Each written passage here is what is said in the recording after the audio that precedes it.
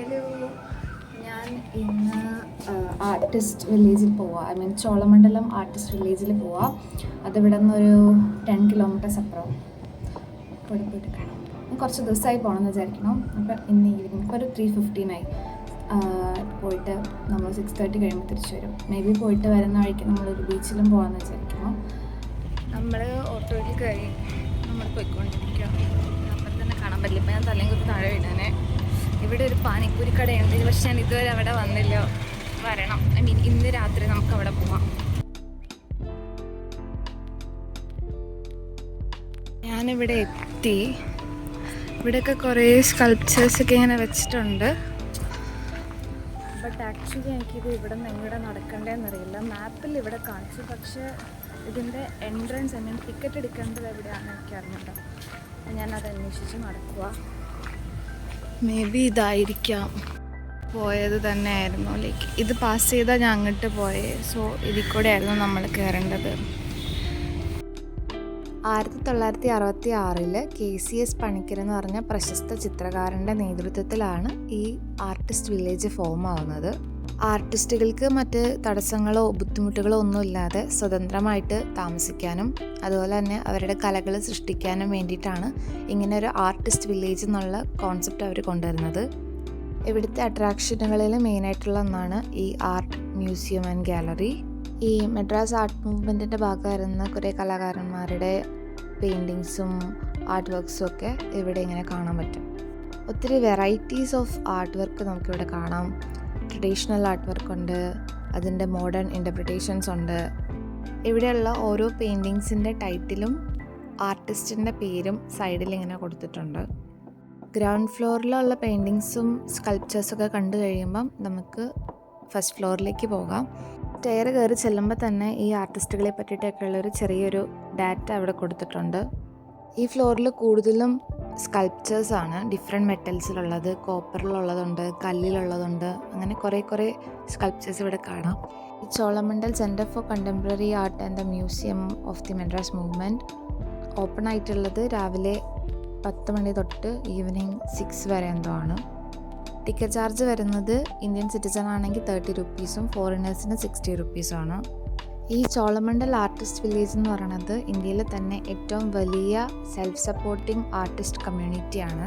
ഇങ്ങനെ ഡ്രോയിങ്സും ആർട്ട് വർക്കും ഒക്കെ കണ്ട് നിൽക്കാൻ താല്പര്യമുള്ള ആൾക്കാർക്ക് ഒത്തിരി ടൈം സ്പെൻഡ് ചെയ്യാൻ പാകത്തിനുള്ള പെയിൻറ്റിങ്സൊക്കെ ഇവിടെ ഉണ്ട്. ഈ മ്യൂസിയത്തിൽ നിന്ന് പുറത്തേക്ക് ഇറങ്ങുമ്പോൾ തന്നെ അവിടെ ഒരു ഇൻ്റർനാഷണൽ സ്കൾപ്ചർ പാർക്കുണ്ട്. നല്ല ഗ്രീൻ ആൻഡ് പീസ്ഫുൾ ആയിട്ടുള്ളൊരു ഏരിയ ഇത്. കല്ലിലുള്ളത് മാത്രമല്ല, വേറെ മെറ്റൽസിലുള്ള സ്കൾപ്ചേഴ്സും ഗാർഡനിൽ വെച്ചിട്ടുണ്ട്.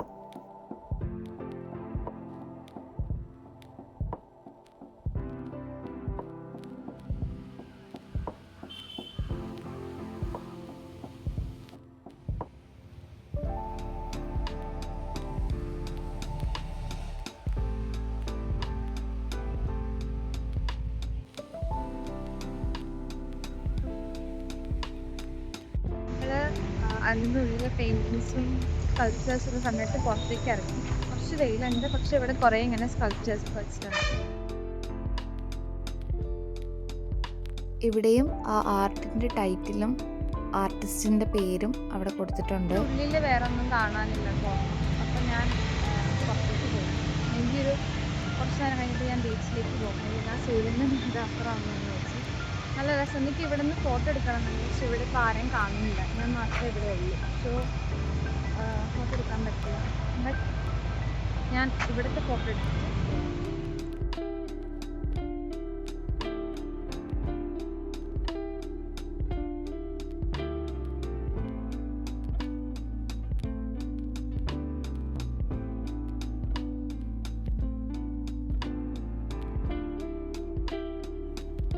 ഇവിടെ ഉള്ളതൊക്കെ ഓരോരോ ആർട്ടിസ്റ്റുകളുടെ വീടുകളാണ്.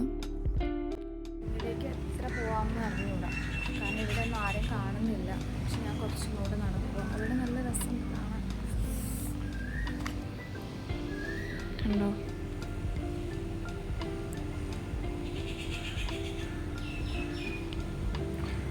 ഇതെന്താണെന്നൊക്കെയുള്ളത് ഇതിനകത്ത് തന്നെ മെൻഷൻ ചെയ്തിട്ടുണ്ട്. കണ്ടോ,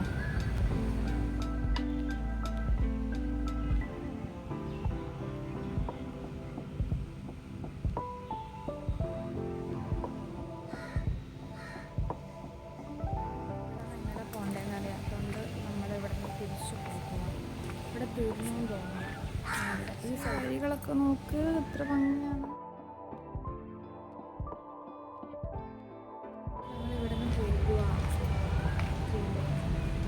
നമ്മൾ അവിടെ നിന്ന് ഇറങ്ങി.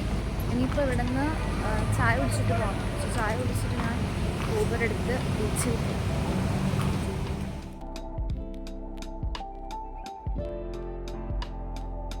എനിക്ക് തന്നെ ചിരി വരുന്നു, കാരണം എൻ്റെ ഈ ഡ്രസ്സ് ഇട്ട് ഞാൻ ഇങ്ങനെ ബീച്ചിൽ പോയിരിക്കും. കാരണം ഇത് വൈറ്റാണ്.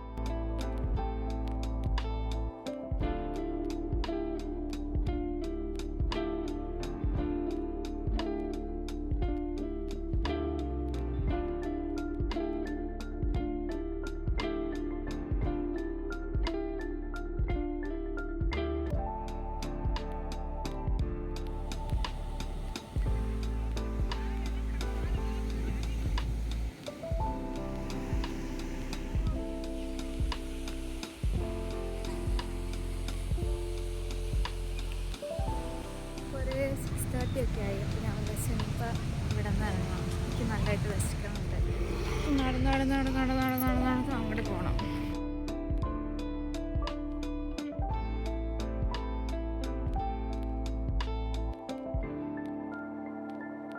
ഇവിടെ എത്തിയപ്പോൾ ഞങ്ങൾക്ക് ഇതിൻ്റെ ഫ്രണ്ടിൽ നിന്നെടുക്കാം. പക്ഷേ ഇതെൻ്റെ ഫോണിൽ നന്നായിട്ട് ക്യാപ്ചർ ആകുന്നുണ്ട്. ഇവിടെ ഒരു കടയുണ്ട്, ഗ്ലോബൽ ഫ്ലേവേഴ്സ് വൺ ഡെസ്റ്റിനേഷൻ. പക്ഷേ ഇപ്പോൾ അവിടെ പോകണ്ടെന്ന് വിചാരിച്ചു.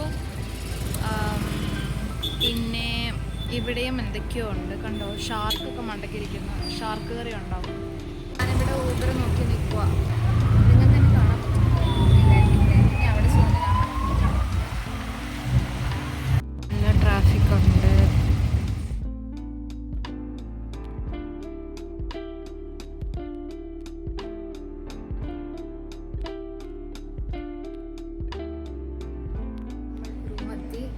അങ്ങോട്ട് പോയപ്പോൾ ഞാൻ പറഞ്ഞില്ലായിരുന്നോ ഒരു പാനിപ്പൂരി കടയിൽ ഇതുവരെ കയറിയില്ല, അവിടെ നിന്ന് കഴിക്കണം എന്ന്. അവിടെ നിന്ന് കഴിച്ച്, പക്ഷെ എനിക്ക് ഇഷ്ടപ്പെട്ടില്ല. കാരണം മറ്റേ ഈ കടയിൽ നിന്ന് നമ്മൾ പാനിപ്പൂരി പാക്കറ്റായിട്ട് വാങ്ങിക്കുമ്പോൾ അതിനകത്തൊരു പപ്പടം കിട്ടത്തില്ലേ, മീൻസ് പൂരി കിട്ടത്തില്ലേ, അതായിരുന്നു എനിക്ക് ഇഷ്ടമല്ല. ഈ നല്ല ക്രിസ്പി ആയിട്ടുള്ള ഉണ്ടായിട്ടിരിക്കുന്നതാണ് ഇഷ്ടം. ഇനി നമ്മൾ കുറച്ച് കഴിയുമ്പോൾ താഴെ പോയിട്ട് ഫുഡ് കഴിക്കുന്നത് ദോശയാണ്. ഇനി അത് പോയി കഴിക്കും. കഴിച്ച് നമ്മൾ 2 തരം ചമ്മന്തിയും ദോശയും.